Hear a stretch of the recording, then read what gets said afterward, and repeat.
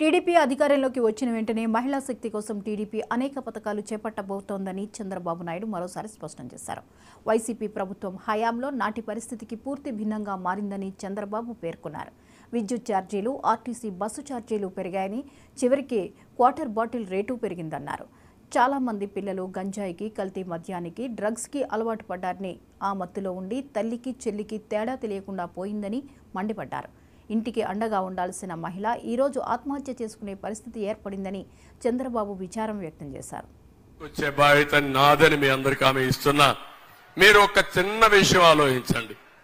ఒక పేద కుటుంబం ఉంటుంది, ఆ కుటుంబంలో పిల్లలు ఉంటారు, ఈ 6వ తరగతి 7వ తరగతి చదువుతా ఉంటారు.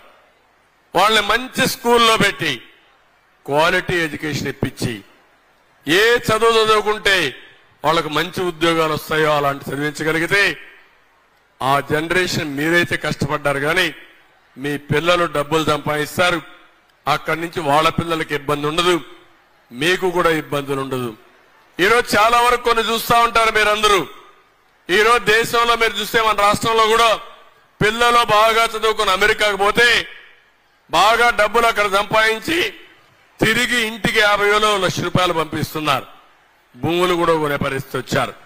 ఇవన్నీ నాకు కొన్ని ఆలోచనలు ఉన్నాయి. నేను ఒకటే చెప్తున్నా మీ అందరికీ, సంపద సృష్టించడమే కాదు, ఆదాయం పెంచడమే కాదు, పెంచిన ఆదాయం పేదవాళ్లకు పంచడం, అదే మరిగా ఆ డబ్బులతో మళ్లీ మీ ఆదాయాన్ని పెంచి మీ జీవితాల్లో వెలుగు తేవాలనేది నా ఆలోచన. ఇది చేస్తానని చెప్పి మీ అందరికీ తెలియజేస్తున్నా.